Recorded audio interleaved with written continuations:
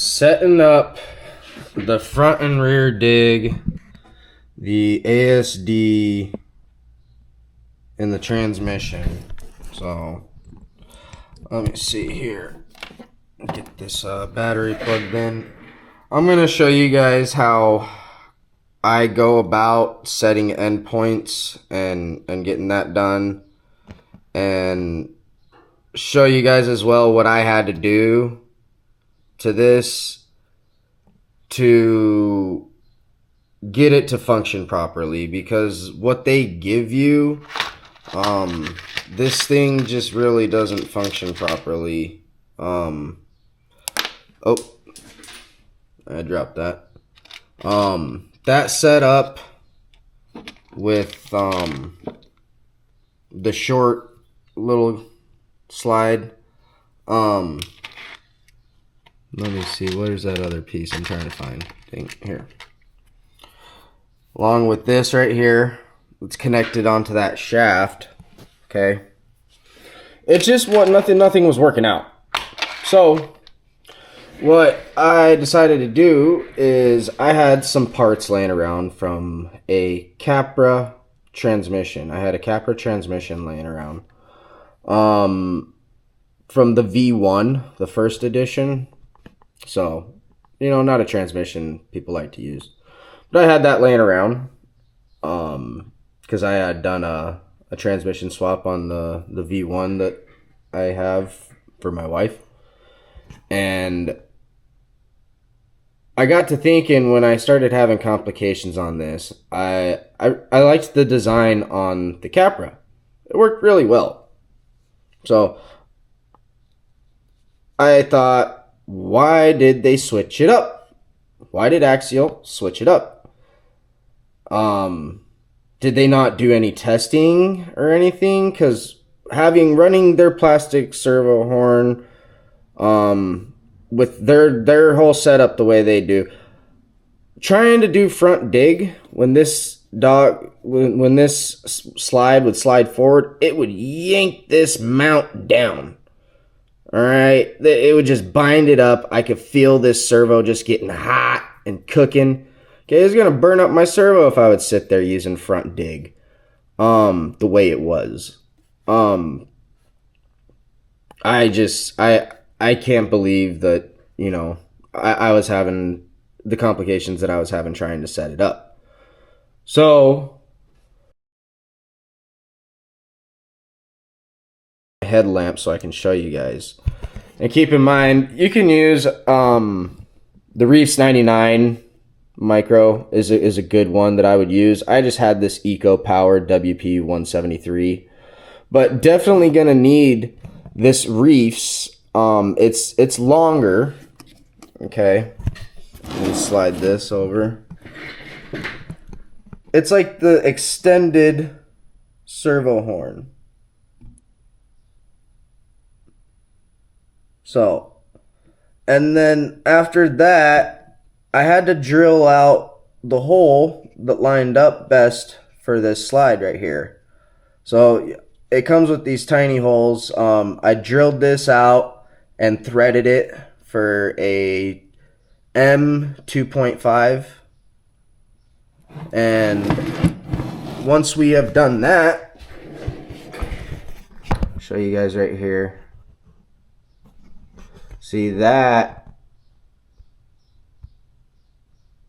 Let me try to zoom in. Right there.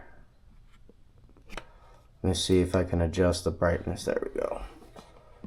So see how that is right there? Lines up perfectly. So we're gonna go ahead and kick this on. I've got a battery on. Okay. So what you guys are gonna want to do is first power this thing up. Do whatever you got to do to the other electronics. I'm not gonna dive into that. We're just talking about this little guy for the ASD on the transmission. Power it up, that way it's not always sitting centered. Okay, that servo horn, if you put it on and then you power it up, it might be like this, and it's not always sitting centered. So I like to power it up, get it centered up. I'm using a Fly Sky GT5. This is gonna vary based off of your remote. You'll have to refer to your owner, your user's manual. But you will need a 3-position switch for that. Okay, and channel 4 on here is a 3-position switch. And we're gonna put that in the middle. So it goes up, down, and then it's got a middle position right here. So see? We want that in the middle because that's where that servo is gonna ride. So as you can see, that's sitting perfectly right there. All right. Now, what we're gonna do is, bear with me. Let me see if I could do this.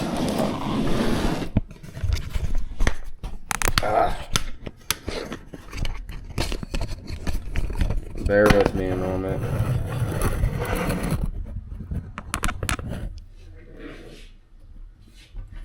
All right.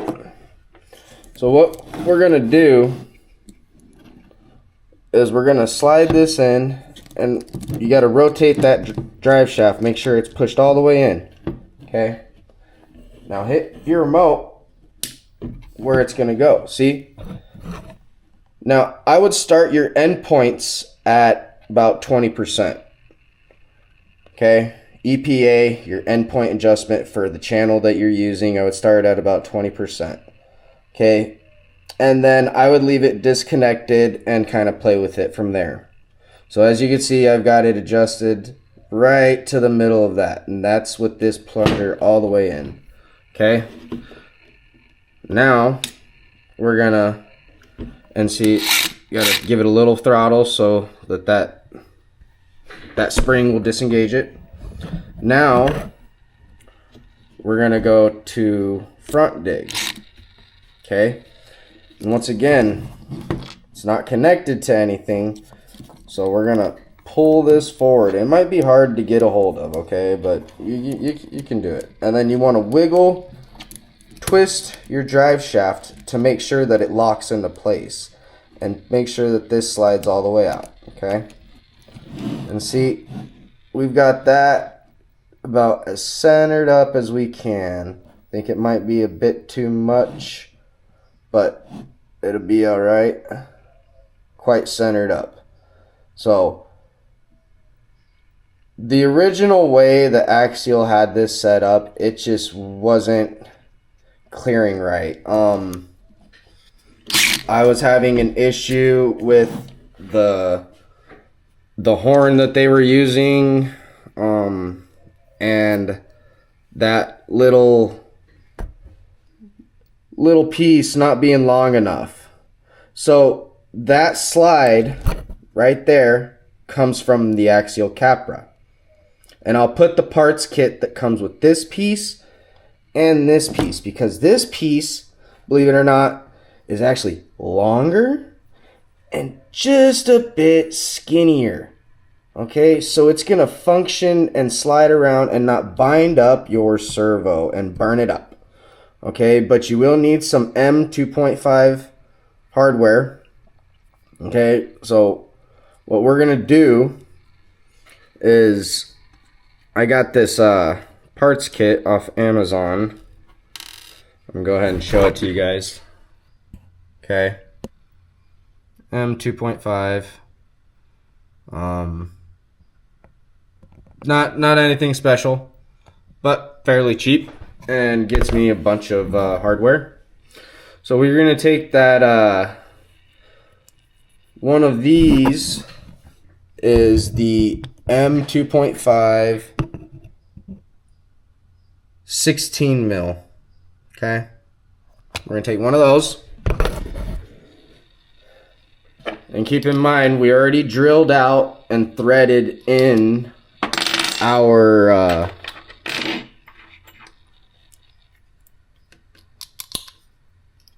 into our servo horn.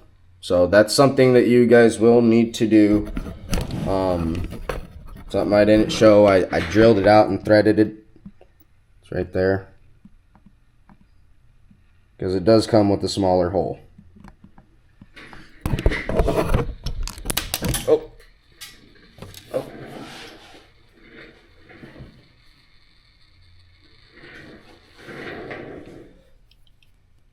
So we're going to take that, we're going to thread that in there, okay?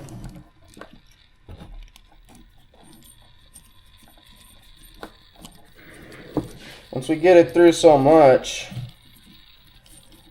I am gonna, just for security, because you do not want to screw those down.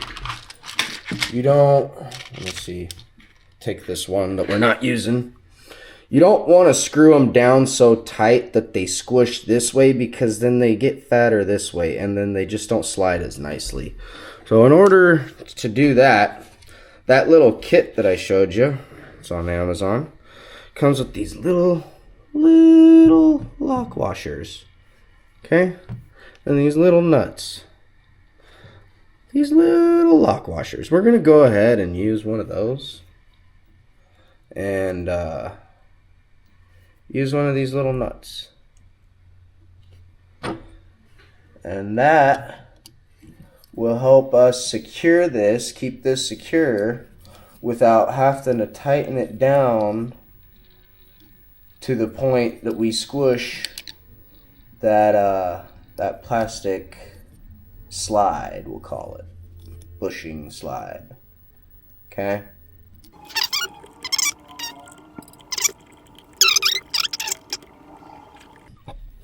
Now that we've got that all tightened up, keep in mind it is tight, but there's some wiggle room right there. Try to give you guys a better look. Brings everything a lot closer, but there's plenty of wiggle. Okay, we just got that little nub sticking out there, but that thing is quite secure. So from there,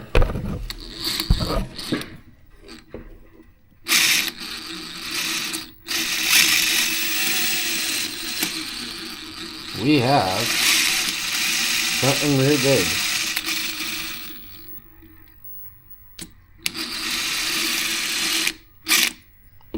That is it, folks. The update that I would do so that everything slides properly in there.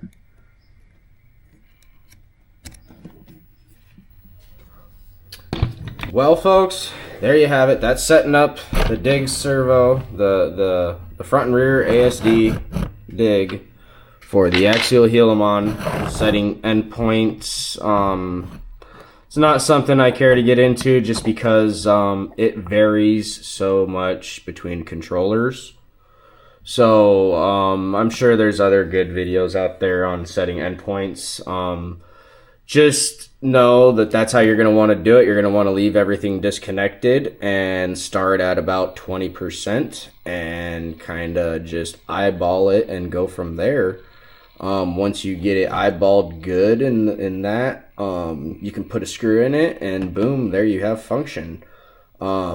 Major thing, you want to make sure that you're not overextending or putting these things in a bind, because they get hot and they will burn up or start busting gears. And just the way the Axial had it, it was putting it in a really bad bind no matter what I did to set it up. This setup from the Axial Capra is definitely the go-to, if you ask me, for setting up your ASD on your transmission of the Axial Gilamon.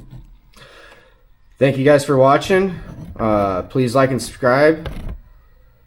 And everybody have a good one.